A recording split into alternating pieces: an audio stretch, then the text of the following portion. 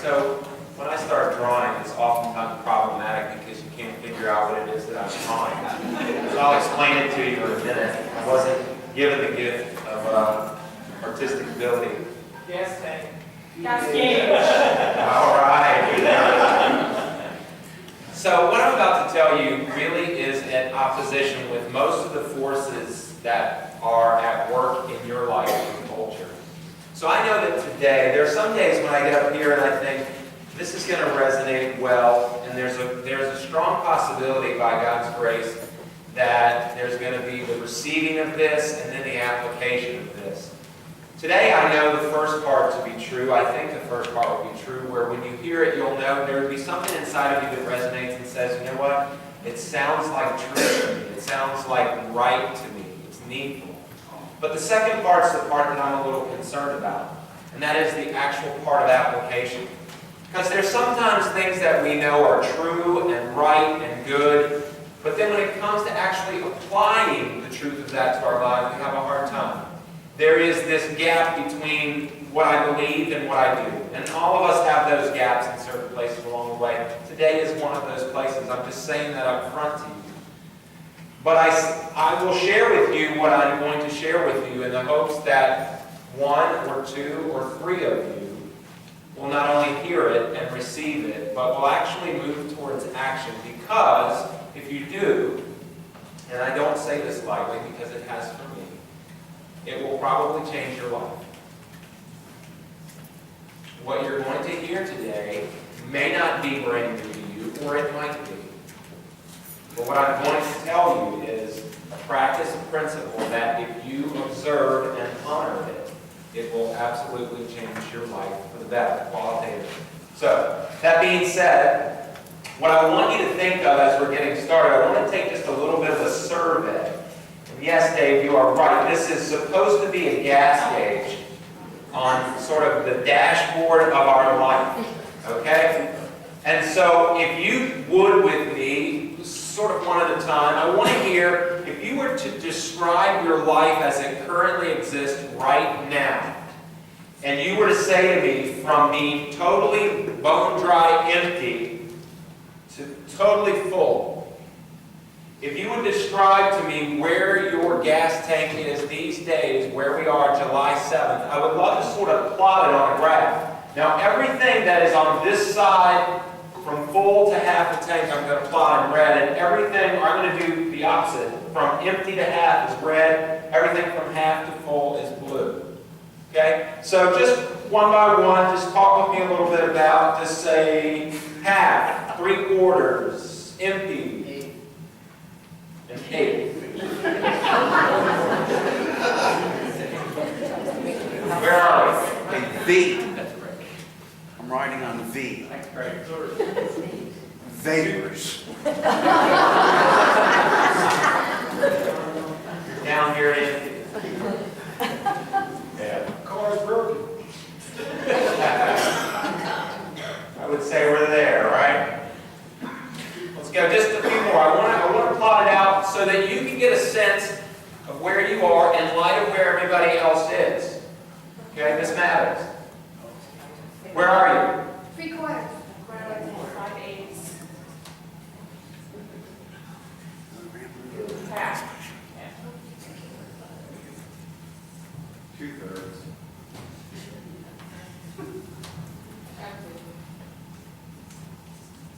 Gas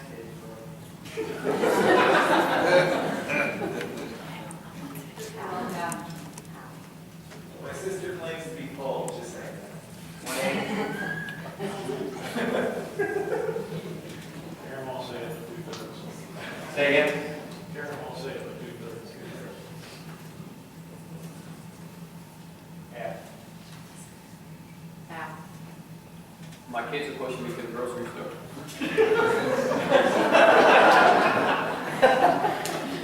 All right, so we can stop there. We could go on, but we spend a whole lot more time than we don't have necessarily. But so I just want you to think for a minute, okay, whether you spoke it out loud or whether you did. Where am I? Now, typically when you're driving, and I know this is probably true for most of us, After you filled your tank up and you're headed down the road, your gas gauge starts to recede. Most people do not tend to refuel when they hit halfway, do they? For those of you who do, God bless you, I think it's a good practice. Most of us wait until we see some indicator, some flashing light, steam coming out from the hood or something, that we need to stop and actually address the issue, and that is that we're running out of fuel. Right? Now, how many of you, just by a show of hands, just curiosity, how many of you have actually ever run out of fuel? Look at that. It's a miserable feeling, isn't it? You thought you could get to where you were going to go, but you thought that 10 days ago when it was somewhere around here. And so what I want to do is take and use this metaphor to give you a picture of your life and my life, our life together. Because the truth of the matter is, if we are not refueling our tank in an ongoing way, we're going to end up on the side of the road. Now, nobody likes to break down, right? Nobody likes to break down. But the truth of the matter is, we live our lives at such a pace and outside of the limits most of the time that we were created, that many of us do break down. And when we do, it does great damage to our system. Now, we've been talking about over the course of really this entire year, our whole theme has been journey. We've been going somewhere. We've been journeying. In fact, the last series was called Joyride. And we were journeying to a place where we would experience and realize new levels of joy in our lives. And I think it is appropriate that we use that theme because all of us are on a journey. But there is this natural rhythm on anyone's journey where there is a time for us to stop and rest. That's why I have named today's talk Rest Stop. Now, could you imagine if you were taking a long trip, you were going down the interstate and there was no place to pull off to get gas, to get food, to go to the bathroom, to take a nap? Could you imagine if there was never any place to rest, what that would be like? Some of you have a decent sense of that because that's how you're living your life. The only place that you really ever rest is when you fall exhausted into your bed at the end of the day. You're always 5 minutes late to the next thing.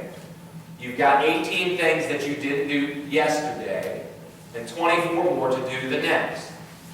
You are living right now, some of you, perhaps many of you, at a pace that is not sustainable. What does that mean? It means that if you continue living at that pace, you're going to do damage to your soul. Most of you don't realize that. You just think, oh, I'm just tired, or I'm not feeling well. You know why most of our bodies break down? Because we run them at a rate that they're not intended to run at.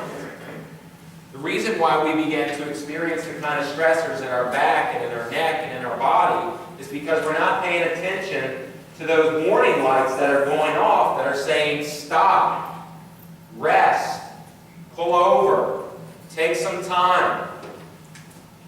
It is the height of grandiosity to think that there are not limits within which you and I must live. There are limits. But our culture says push the limits, exceed the limits, go over the limits, and we're rewarded for doing so. But I want to say to you, while there are times to be challenged and while there are times to push the boundaries, there are also times to step back.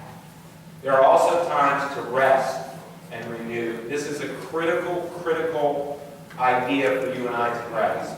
Now, just by a show of hands, how many of you are familiar with the term Sabbath? Sabbath, you've heard the word. Whether or not you know what it means, you've heard of the word Sabbath. Okay? Literally, the word means rest. Okay? So there are a lot of you who raise your hands. You're familiar with the word. It's written actually into the DNA of the Scriptures, Old Testament and New, this practice. Now, how many of you are not only familiar with it, but you in an ongoing way practice, honor, and observe this, the Sabbath? Okay? I notice that there are less hands of those of you who know what it is than those of you who honor and practice it. And that's what I want to get at today, because it is one thing to know something is right.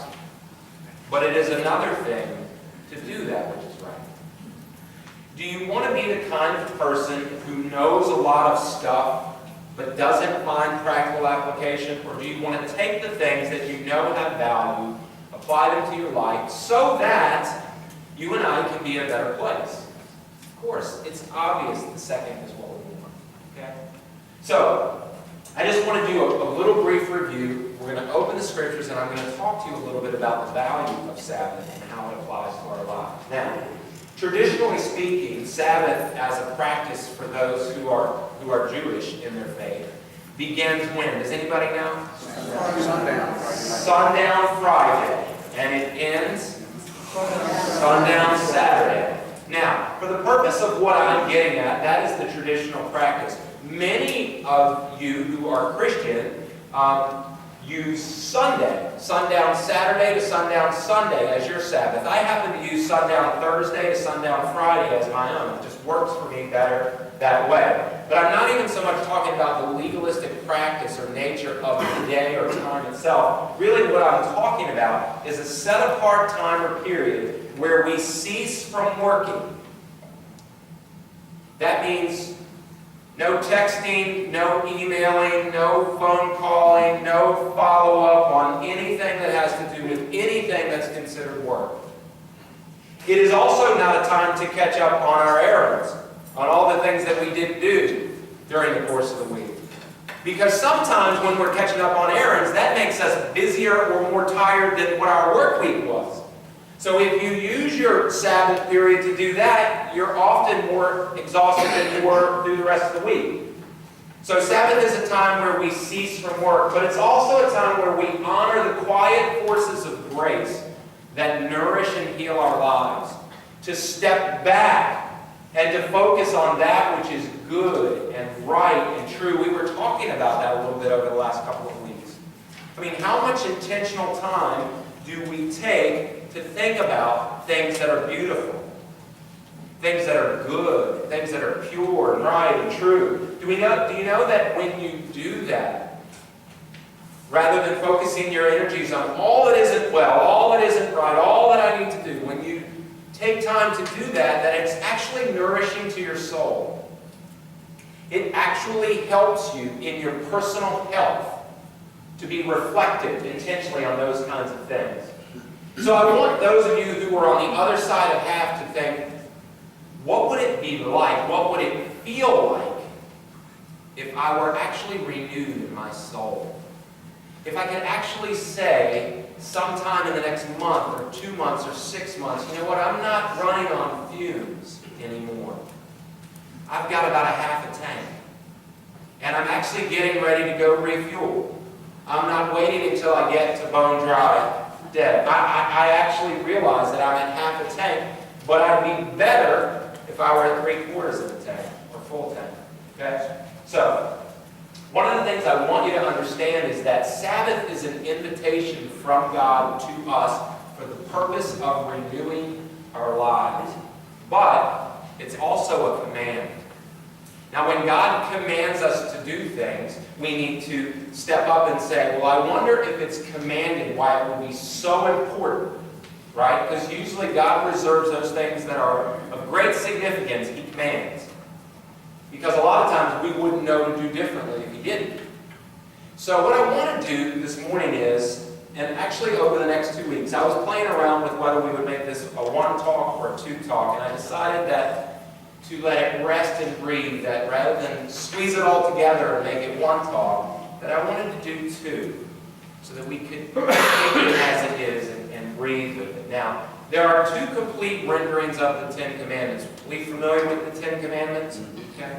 We might not be able to recite all of the commandments, but when we hear them, we know them. Okay? So, the first rendering of the 10 Commandments, where would we find it? Anybody know?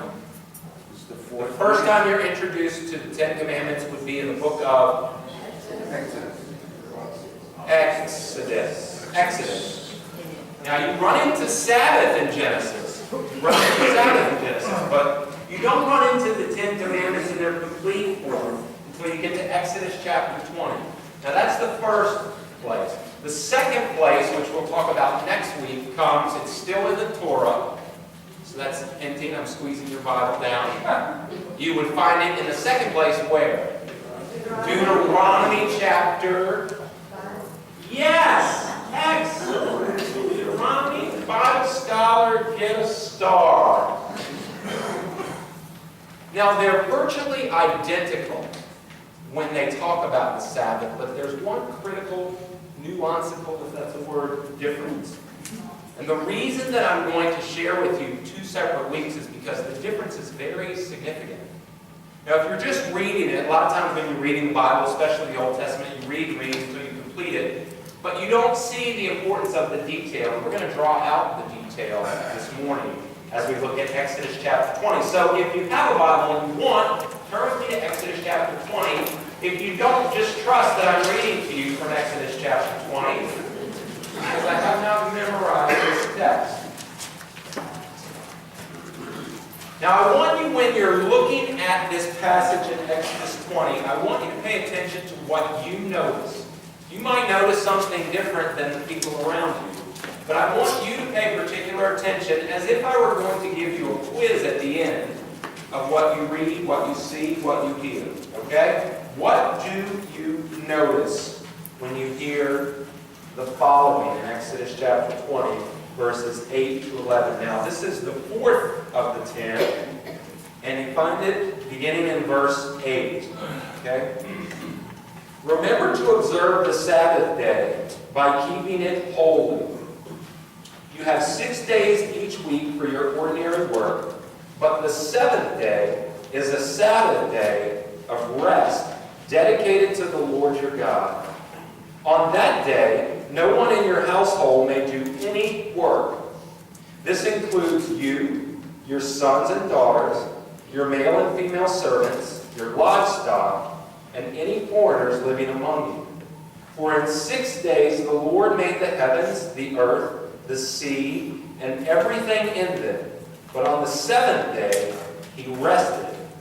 That is why the Lord blessed the Sabbath day and set it apart as holy. Okay. Now, as you're listening to that, as you're reading that, I wanted you to think about a few things. Number one, when you look at Exodus chapter 20 and you see the 10 Commandments there, we didn't read them all, we just read number 4. What do you notice about the other commandments that are on the front end and that are on the tail end of that? They're super short. They're like really brief. Boom, boom, boom. They're like bullet points.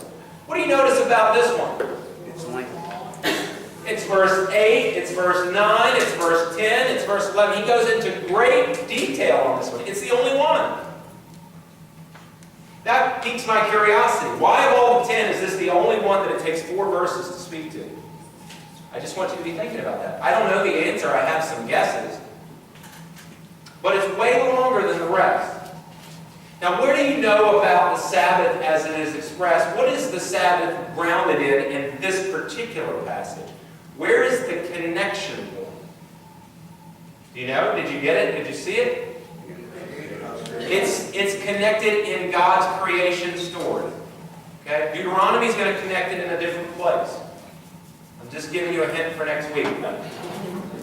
But for this one, it is grounded and rooted in paradise, in Eden, in creation, the way that it was supposed to be. And finally, it is of all of the commandments, the only one that begins with the word remember. I wonder why. I think because you and I are going to be so prone to forget it. That's why. When somebody tells you, hey, remember, they're trying to jog your memory because you've probably forgotten what they're about to tell you, right?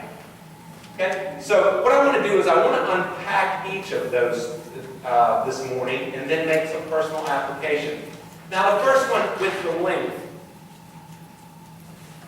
I think it's very simple when you read through the commandments and you look at each book, it's very simple to understand what it means to do not murder. That's pretty basic, right? It's very basic when it walks down and it tells you the things that you're supposed to align your life according to. There's a community that's being created here, and they're to live their lives in community in such a way that they're honoring the life of one another, and they're honoring the life of God among them. But when we get to this place of Sabbath, this is a new concept for them. And so there are no exceptions. Did you notice when he's walking down through verses 8 through 11, that he's like, you need to honor this, but so do your sons and daughters, even your animals don't need to be working today. Right? We're going to go all the way down to our animals and our pets, right? And they're not to be working. Even the foreigners, even the people who don't believe the same things that you believe, they need this principle applied in their life too. So there's a great deal of detail that goes into helping them to understand how critical it is to honor this. And it is rooted in the fact that God Himself wrote into the DNA of creation a time of rest. God says, good enough for me, good enough for you. I need it, you need it, we need it. I cannot tell you the number of people I've had this discussion with who have told me that they don't have time to honor the Sabbath. Well, maybe I can take an hour a day of the week, or 2 hours, or part of the day, and I say, well, that's better than nothing. That's moving in the right direction. But at some point, if God takes a day, you can take one. Can you imagine what that must sound like to God? When God turns aside and says, it's time to rest, and there's this period of rest, this rhythm of rest that He wrote into creation, and then He hears His created ones say, you know what? I get that that's a good idea, but I just don't have time for it. I would say to you this, that is the height of absurdity.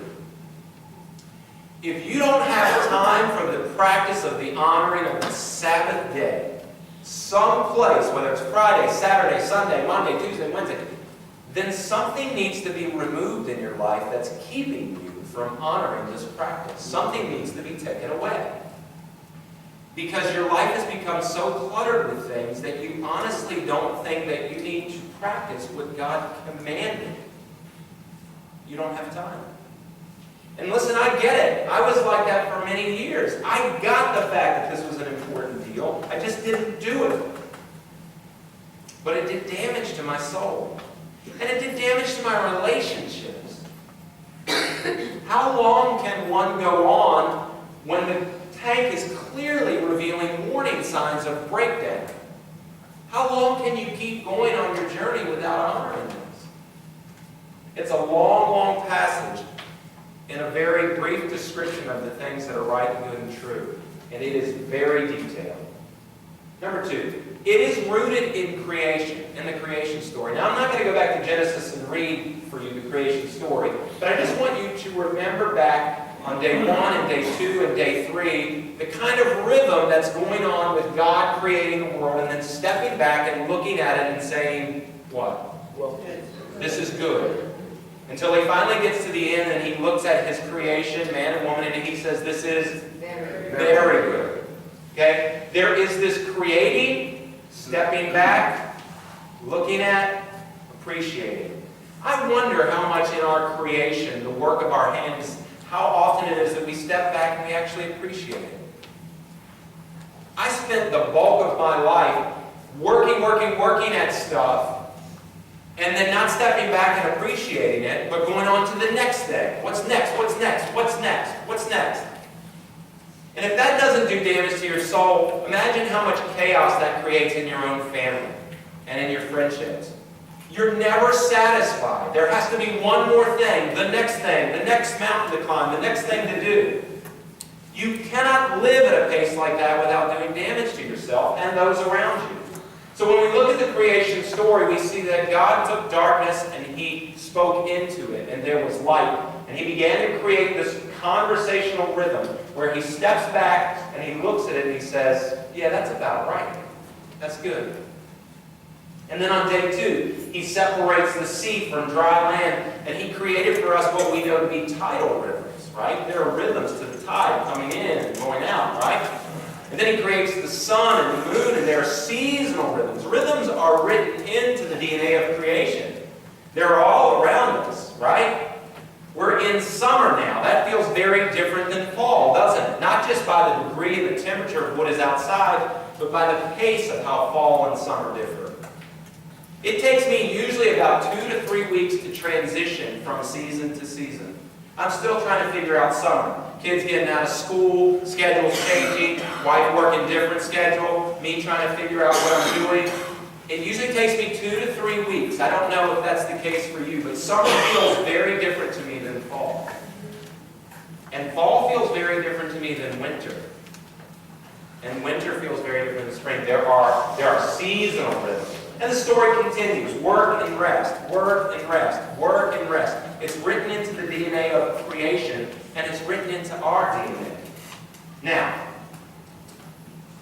how often is it that when you are doing whatever it is that you do, whatever it is that you're putting your hands to, how often is it, and you don't have to answer, but I just want you to think, how often is it that I take the time to step back from what I've put my hands to, look at it, appreciate it, be satisfied with it, and give thanks?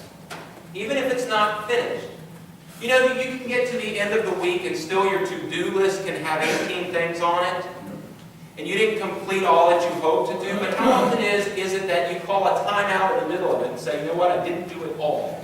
But for what I did do, I can look at it and say, you know, I might do this a little different, I might do that, but it's good. God, you gave me the energy, you gave me the strength, you gave me the creativity, you gave me the mindset, and I was able to do that, and I am grateful.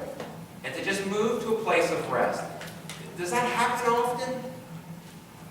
Now, if it does, you will know the value of it, because you will be sane, you will be in your right mind.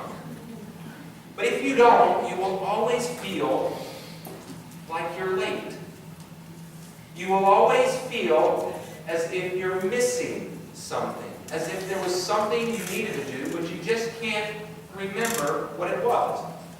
How many of you ever get to a place and you're not at that stage in your life where you think you're getting dementia or Alzheimer's just yet?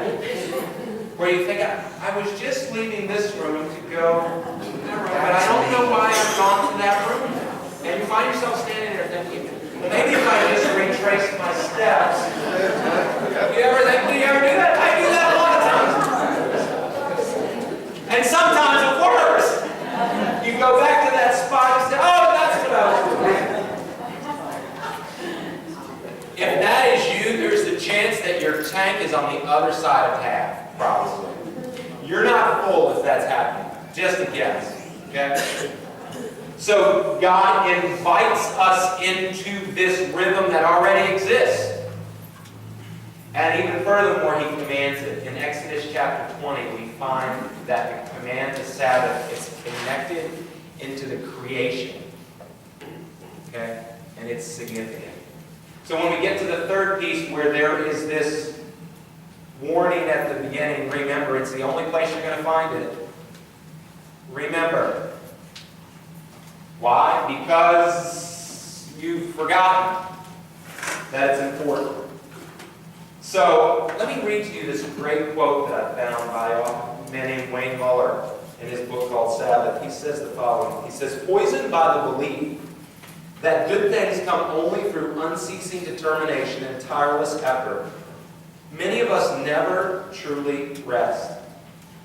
And for want of rest, our lives are in danger. In our drive for success, we are seduced by the promises of more. More money, more recognition, more satisfaction, more love, more information, more influence, more possessions, more security. I've got a headache. Even when our intentions are noble and our efforts sincere, even when we dedicate our lives to the service of others, the corrosive pressure of frantic overactivity can nonetheless cause suffering in both ourselves and others. The pursuit of a successful life has become a violent enterprise. We make war on our own bodies, pushing them beyond their own limits. War on our children, because we cannot find enough time to be with them when they're hurt and afraid and need our company. War on our spirit because we're too preoccupied to listen to the quiet voices that seek to nourish and refresh us. War on our communities because we're fearfully protecting what we have and do not feel safe enough to be kind and generous. War on the earth because we cannot take the time to place our feet on the ground and allow it to feed us, to taste its blessings, and to give thanks. In the relentless busyness of our lives, many of us, he says, and I agree, have lost the essential rhythm between work and rest because we are fed the lie that action and accomplishment are better than rest, that doing something, anything, is better than doing nothing. Because of our desire to succeed, to be what we are not, to possess what we don't have, to meet these ever-growing expectations, we simply do not rest. And because we don't, we lose our way. We miss the compass points that would show us where to go. We bypass the nourishment that would give us health and life. We miss the quiet that would give us wisdom. We miss the joy and the love born of effortless delight. And we are diminished because of it. We are less, and it is not good. But like a clear path through a dense forest, Sabbath helps to create a marker for us so that if we're lost, we can find our way back home to center. That's rich. And it's true. I'm so glad that when I'm driving my vehicle, especially on a long trip, there are places along the way that have been built in for me to slow down and rest. Aren't you? Can you imagine if there were no rest stop? And you were just out there, no place to get gas, no place to get food, no place to pull over and look at the map, although we don't use maps anymore. No place to grab something to drink, no place to just take a nap. And that's how many of us are living our lives. And it's doing damage to our souls. And it's doing damage to our relationships. You know that when I don't honor and practice the Sabbath, and this is just one practice, it's not the only thing that helps to renew and restore, but when I don't honor the Sabbath on a weekly basis, on a very consistent basis, I get a little edgy. Believe it or not, it's true. I get a little irritable. I actually get a little more judgmental. I get a little more paranoid. There are a lot of things that happen inside of me when I'm not resting on a regular basis. I'm not just talking about going to sleep at night and getting your 7 or 8 hours. I'm talking about stopping working for the purpose of stepping back and looking at the previous 6 days and what happened and where I am and how I am. I mean, how are you doing? I bet you haven't even thought about that before. Sure, you feel a certain way, but really, how are you doing? When we're asked that question, most of the time we're asking, nobody really cares to know the answer. We're good, I'm good, you're good, I'm good, yeah, we're good. And we're lying to each other. Because while we might be good, it's not really answering the question. The question is, how are you doing? How's your soul? How's your body? You taking care of both?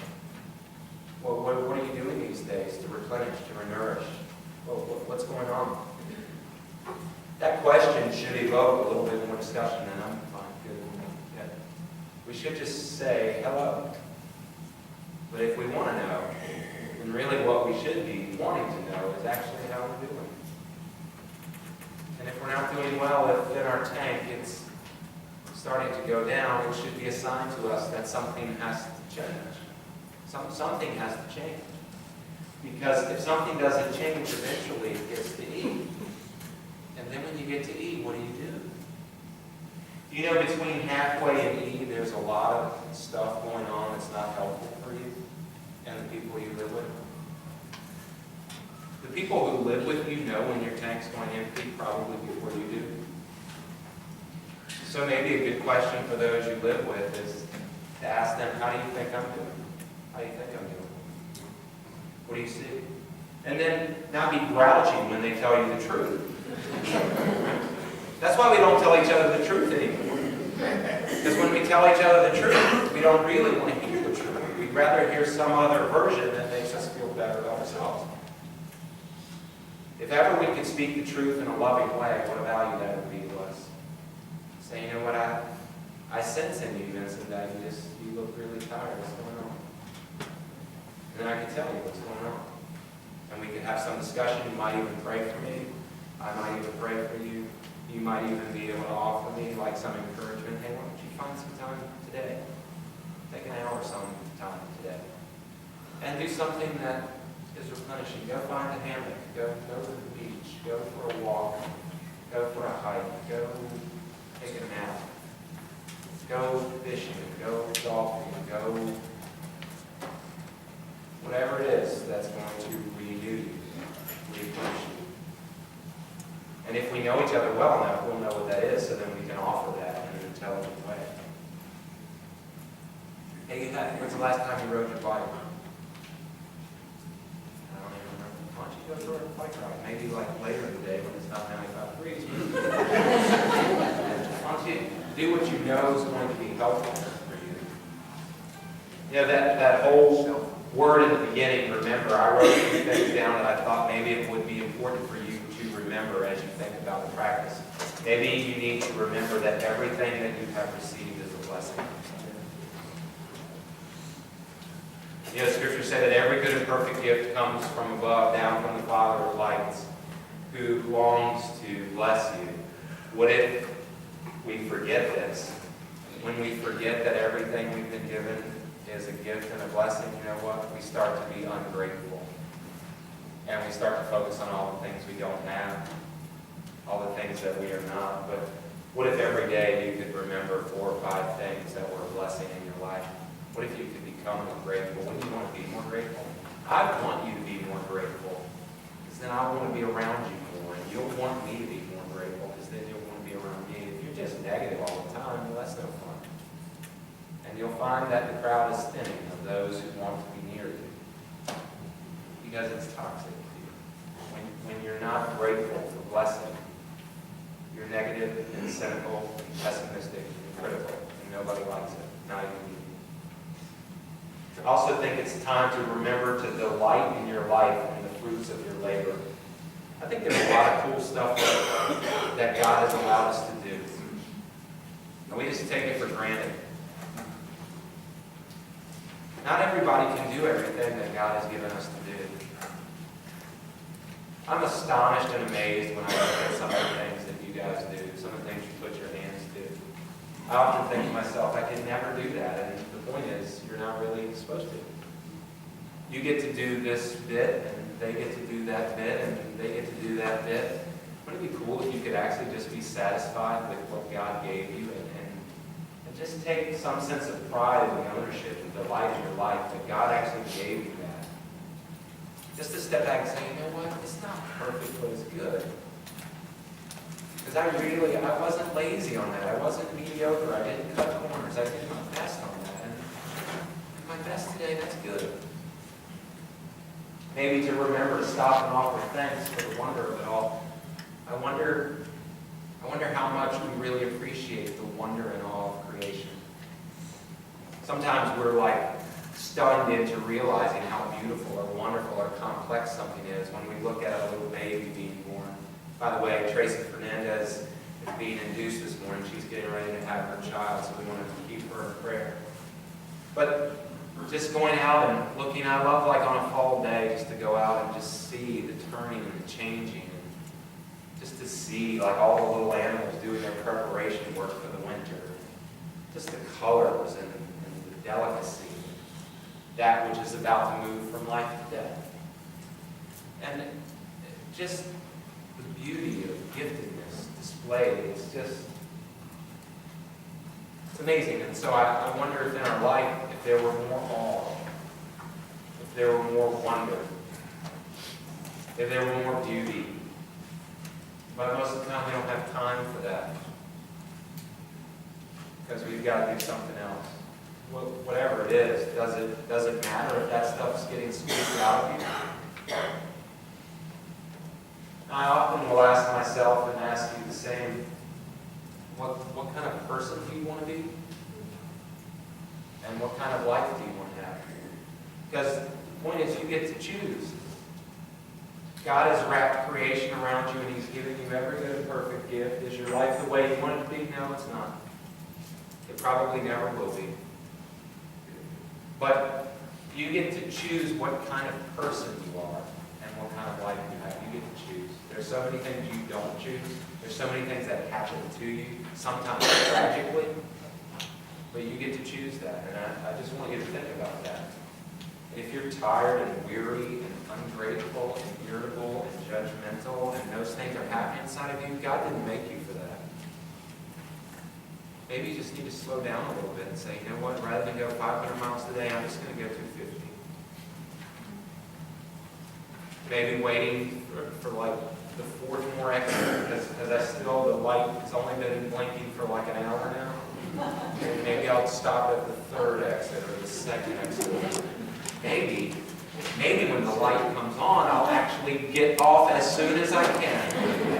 That's a novel idea.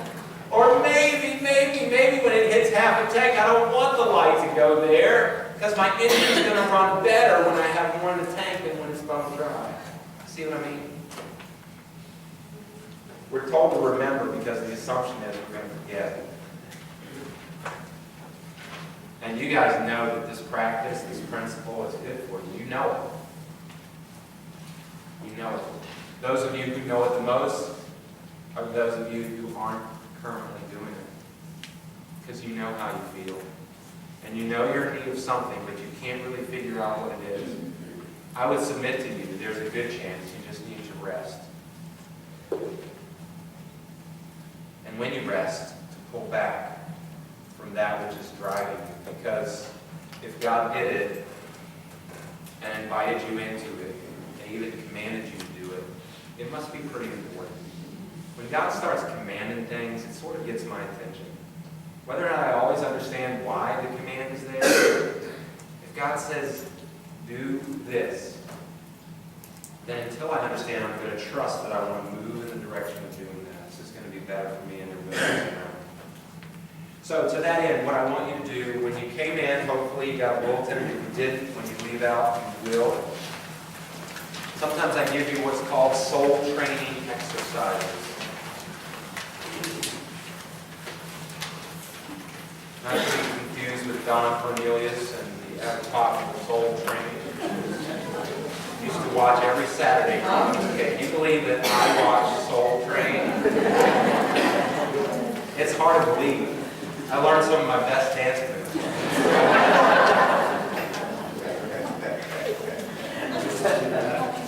Most of you are laughing because you've seen it.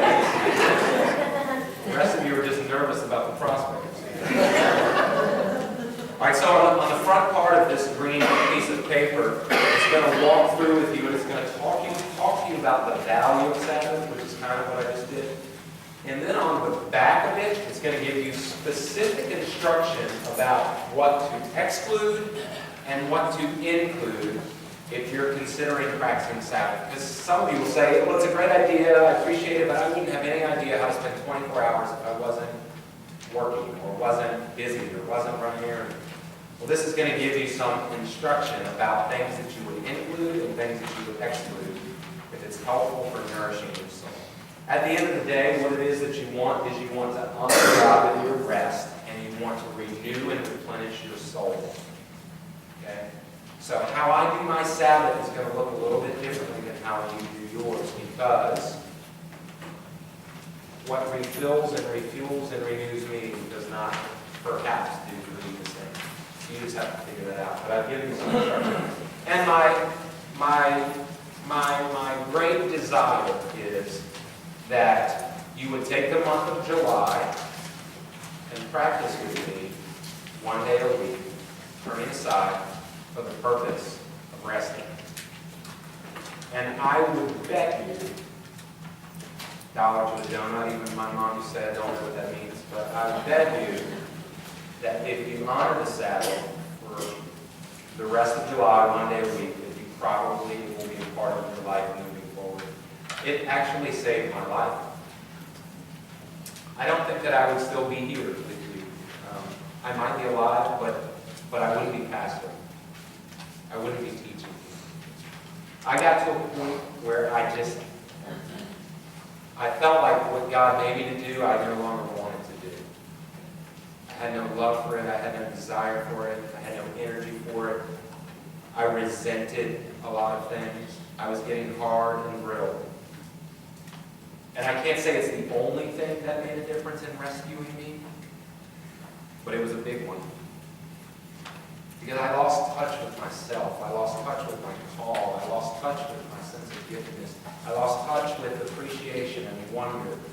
I lost touch with a lot of that stuff, and everything was just like, everything like Ecclesiastes just seemed meaningless. I want to say to you, it doesn't feel that way to me anymore. And one of the reasons that it doesn't feel that way is because I honor this practice religiously for me and for you, and ultimately for God. So I just offer that. I invite that, and I pray that you would really take seriously the concept. Next week we're going to look at Deuteronomy chapter 5 and see a different reason for why we would honor the Sabbath. It's a very significant one. It's rooted in an entirely different metric. So I hope you'll come back to that. So, that being said, let's pray, and then we're going to receive communion together, and then we'll be done. Okay? So I'm so glad you were here. I think whether or not it resonates with you in a real way, I hope that you'll at least give consideration to what the verse said and allow God to speak to you about it. So let's pray, and then we'll share communion.